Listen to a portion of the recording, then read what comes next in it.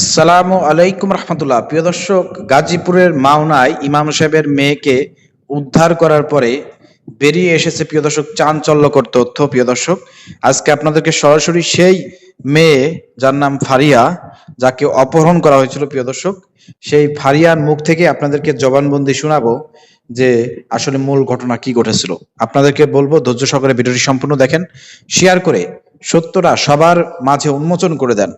প্রিয় দর্শক, আমরা সোশ্যাল মিডিয়ায় এই 2 দিন যে ভিডিও দেখেছি, এই ফারিয়ার যে বাপ ইমাম সাহেব যে কান্নাকাটি করেছেন, মিডিয়ার সামনে যেভাবে মিথ্যাচার করেছেন, যে কথাগুলো বলেছেন, সেগুলো এখন আমাদের কাছে মিথ্যা মনে হচ্ছে। কেন মিথ্যা মনে হচ্ছে প্রিয় দর্শক? ফারিয়ার যদি বক্তব্য শোনেন তাহলে আপনারা বুঝতে পারবেন যে কতটা অভিনয় করেছে এই ইমাম সাহেব। প্রিয় দর্শক, চলেন বেশি কথা বলবো না, প্রথমে আমরা ফারিয়ার জবানবন্দি শুনে আসি। ফারিহা। বাবার নাম? হাদিউল ইসলাম। থাকো কোথায়? মাওনা ফায়ার সার্ভিসের সামনে। হ্যাঁ বলো, তোমার প্রথম থেকে বলো কি হয়েছে। আমি ফায়ার ছেলের সাথে গেছি, এখন আমাদের বিয়ে হয়ে গেছে, কোর্ট ম্যারেজ হয়ে গেছে। আচ্ছা, এখন আমার আব্বু যে কোনো ভাবে আমার বাসায় আনছে, বলছে যে মাইনানির বাসায় আসি। ওই বাসায় আসার পরে সবার সাথে কথাবার্তা বলছে, তার গার্জিয়ানের সাথে কথা বলছে যে মাইনা নিব। পরে তার আগে চলে গেছে, পরে আমার রুমে আটকে আইছে। এখন উনি আমার আর ওনার কাছে দিব না। পরে যেহেতু আমি তার বিয়ে করাবো, ওই লেগে হ্যাঁ দরজা ভাঙ্গে সবাই নিয়ে দরজা ভাঙ্গে আমার নিয়ে গেছে। এখন আমার আব্বু ওটা মাইনা নিব না।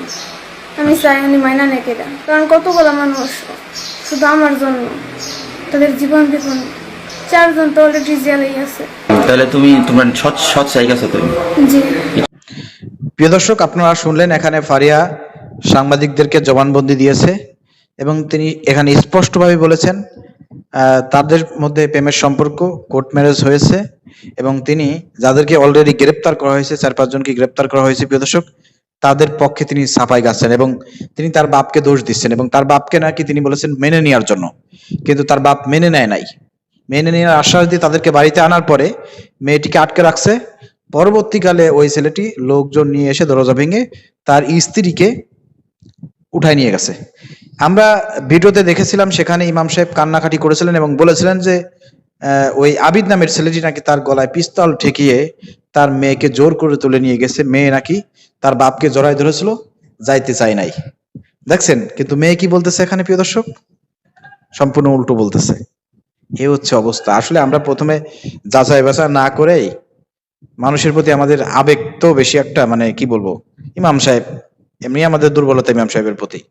তো উনি যে মিথ্যা কথা বলতে পারেন এটা কিন্তু আমরা কখনো বুঝতে পারি নাই, এই জন্য তার পক্ষ নিয়েছি। কিন্তু তিনি এত পরিমাণে এখানে মিথ্যা কথা বলেছেন প্রিয় দর্শক, যেটা কিন্তু এই ফারিয়ার বক্তব্য থেকে উঠে এসেছে। তো যাই হোক প্রিয় দর্শক, আসলে ইমাম সাহেব কখনো তিনি পরিস্থিতির শিকার। তিনি যদি মিথ্যা বলেও থাকেন, সেটা বলার পিছনে অনেক কারণ আছে। কারণ ওই জায়গাটা যদি আপনার আমার অবস্থান হতো, তাহলে আপনি এই কাজটা করতেন, এটা স্বাভাবিক ব্যাপার। প্রিয় দর্শক, ইমাম সাহেব তার মেয়ে এই 16 বছর বয়সে বের হয়ে যাবে, বাবা মার অমতে বিয়ে করবে, এটা কিন্তু আসলে ইমাম সাহেব মানতে পারে না। যে কোনো পিতাই মানতে পারবে না, এটা স্বাভাবিক ব্যাপার। আমি আপনি বলেন যে কেউ হন না কেন, কেউই কিন্তু মানা সম্ভব না। তো এখন কোর্ট ম্যারেজ নাকি হয়েছে এবং বাপ বলতেছে এই মেয়ের বয়স নাকি 16। তো প্রশ্ন আমার এখন প্রিয় দর্শক, 16 বছর হইলে পারে কিভাবে কোর্ট ম্যারেজ হয়? কোর্ট কি জানে না এই মেয়ের বয়স 16? তো 18 বছরের নিচে যদি কোনো মেয়ের কোনো বিবাহ আমাদের বাংলাদেশের কোনো পিতা যদি দিতে চায় 15-16 বছর বয়সে, 17 বছর বয়সে, তাহলে দেখা যায় যে ম্যাজিস্ট্রেট পুলিশ নিয়ে বাড়িতে হানা দেয়। 50-1 লক্ষ টাকা খরচ করা একজন পিতা তার মেয়েটাকে বিবাহ দেবে, সেই ম্যানেজমেন্টটাকে সম্পূর্ণ ধূলিসাৎ করে ভেঙে তছনছ করে দিয়ে ম্যাজিস্ট্রেট এবং পুলিশ তারা কি করে, বিয়ে ভঙ্গ করে দেয় এবং বরকে জরিমানা করে, মেয়ের বাপকে জরিমানা করে না?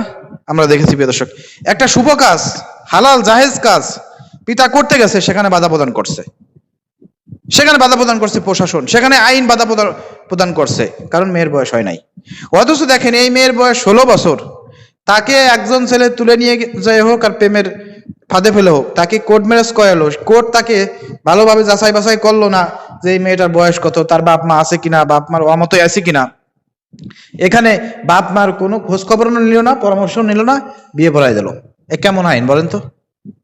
বাংলাদেশে এই ধরনের দ্বিচারিতা আইন, বৈষম্য আইন যতদিন থাকবে এদেশের মানুষের কোনো কল্যাণ আসবে না। দেখছেন, চিন্তা করছেন? হ্যাঁ, তো আজকে এই যে ম্যাজিস্ট্রেট আপনার কোথায়?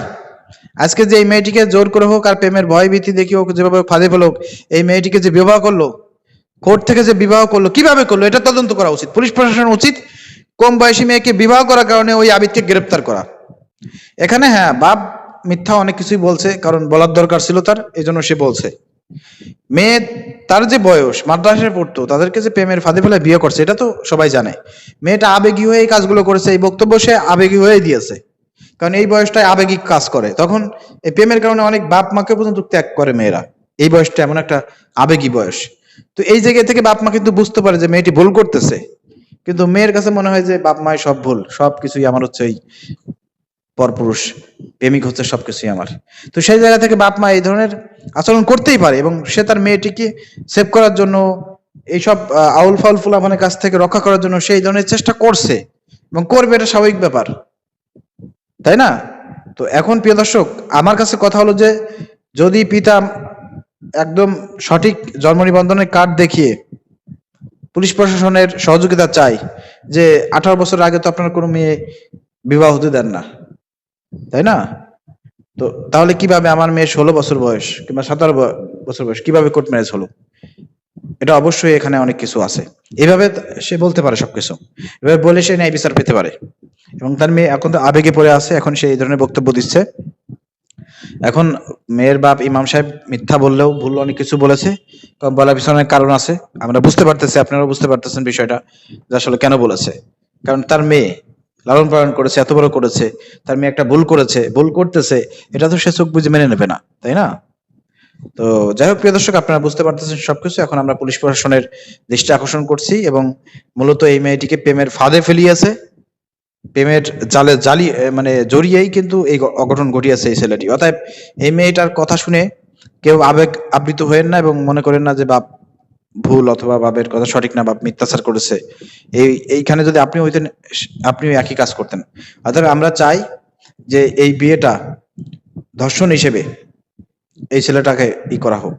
আর ছেলেটি যে কাজ করেছে আসলে, যেভাবে সন্ত্রাসী স্টাইলে দরজা রোজা ভেঙে যেভাবে মেয়েটিকে তুলে নিয়ে গেছে বাবার কাছ থেকে, আসলে এরা চরম বড় কোনো অন্যায় করছে।